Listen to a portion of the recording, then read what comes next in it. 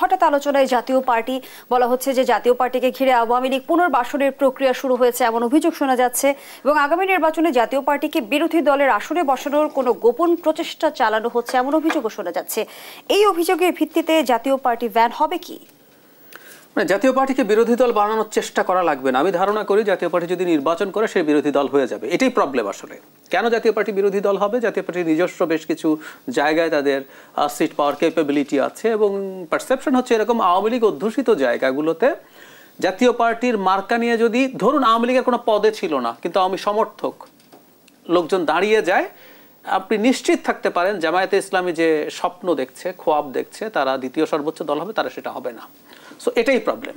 একটা মজার তথ্য দেই, আর মোশাররফ ভাই যেমন যে একসাথে এক প্যাকেজে করার কথা বলছে, আমি যদি এভাবে বলি, আওয়ামী লীগকে যখন নিষিদ্ধ করা হয় জামায়াতে ইসলামী অফিসিয়াল কোনো স্টেটমেন্ট দেয় নাই। আমাদের মনে আছে না ওই যে হাসরাত আব্দুল্লাহ গেলেন, তারপর এনসিপি গেল, জামায়াতে ইসলামীর গুরুত্বপূর্ণ নেতারা গেলেন, শফিকুল ইসলাম মাসুদ ওখানে ছিলেন, তাকে জিজ্ঞেস করা হয়েছে, তিনি বলেন নাই যে উনি অফিসিয়ালি এসেছেন, তিনি ব্যক্তিগতভাবে এসেছেন। শাহবাগে ছাত্র শিবির ছিল, স্লোগান দিয়েছে, অফিসিয়ালি তারা বলে নাই যে আওয়ামী লীগ ব্যান করুক। আচ্ছা, এবার যে হলো নায়েবে আমির জনাব তাহের অফিসিয়ালি বলেছেন তারা এটা জাতীয় পার্টি নিষিদ্ধ করার পক্ষে। এনসিপিও কিন্তু একই দাবি জানিয়েছে। এনসিপি কিন্তু জাতীয় জামায়াতেরটা কেন বলছি, এনসিপি কিন্তু আগেও অ্যাক্টিভলি করেছে, আওয়ামী লীগেরটা অ্যাক্টিভলি চাইছে, জামাত চায় নাই, কিন্তু জাতীয় পার্টিটা চাইছে। এবং প্রধান উপদেষ্টার কাছে গিয়ে গতকাল বা পরশুও একই দাবি করেছেন। আচ্ছা, জাতীয় পার্টি হচ্ছে কোলাবোরেটর বলি আমরা, ও তো একটার না, ও কোলাবোরেট করেছে। কাজটা, এই বিভৎস কাজটা করেছে আওয়ামী লীগ। জামায়াতে ইসলামী আওয়ামী লীগ ব্যান করার সময় অফিসিয়াল অবস্থান নেয় নাই, জাতীয় পার্টির ক্ষেত্রে কেন নিল? জাতীয় পার্টিকে আমরা যা যা অভিযোগ করা হচ্ছে এটা সত্য। আওয়ামী লীগকে ক্ষমতায় রাখার ক্ষেত্রে, দীর্ঘায়িত করার ক্ষেত্রে জাতীয় পার্টির বিরাট রোল আছে। অবশ্যই একটু বলে রাখা ভালো যে 86 কথা বললো না, জাতীয় পার্টিকে থাকার ক্ষেত্রেও আওয়ামী লীগের রোল আছে, জামাতের আছে। তো আপনি জামাতের জাতীয় পার্টির উপরে ক্ষোভ করেন, জাতীয় পার্টির অপরাধ কি আওয়ামী লীগের চেয়ে বেশি? না। এবং এক বছর পর আপনার হঠাৎ করে মনে হলো জাতীয় পার্টি কোলাবোরেট করেছে, ওকে নিষিদ্ধ করতে হবে, ওকে এই করতে হবে। তার মানে যখন হঠাৎ করে কাজটা হয় তখন আপনাকে বুঝতে হবে আসলে কোনো খেলার পার্ট। সবকিছুই কি ভোটের সমীকরণ? 100 ভাগ। একটা হলো সে থার্ড হয়ে যাবে জাতীয় পার্টি থাকলে।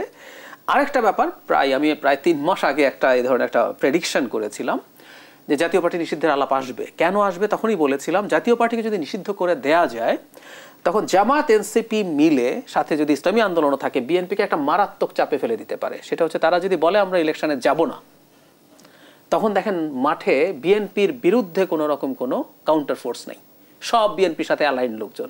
সেই নির্বাচন আদৌ হবে কিনা সেই পরিস্থিতি তৈরি হবে। তখন বিএনপি অনেক ক্ষেত্রে দাবি মানতে নিশ্চয়ই বাধ্য হবে। এটাই একটা বড় কৌশল। এই দুটো কারণ, এটা একেবারে একটা রাজনীতির খেলা। সুতরাং ওখানে গিয়ে আওয়ামী লীগের পুনর্বাসন বলেন আর যাই বলেন, ব্যাপারটা আসলে মূলত এই জায়গায়।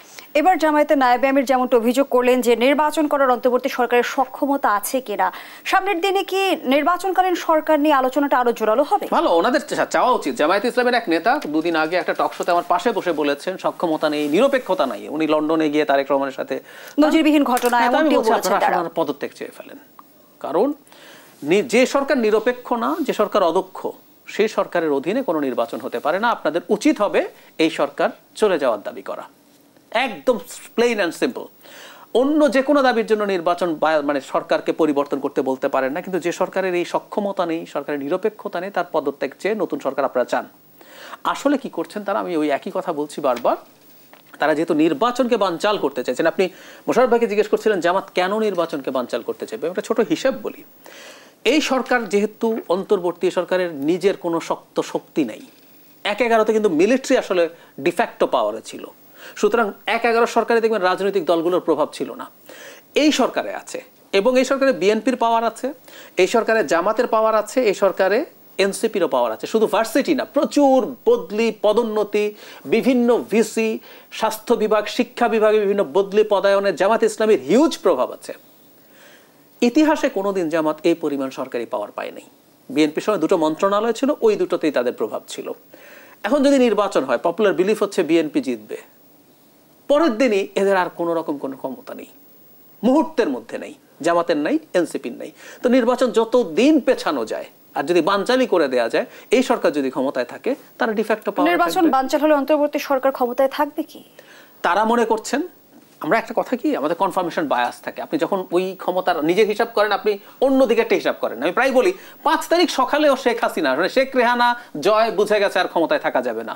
শেখ হাসিনা তো মনে করছেন ক্ষমতায় থাকা যাবে, উনি মিলিটারিকে ডাকছেন তোমরা আরো গুলি করো, আরো কয়েক হাজার মানুষ মারা, আমি ক্ষমতায় থাকতে চাই। পরে তার ছেলে তার বোন তাকে বুঝিয়ে সুঝিয়ে নিয়েছে।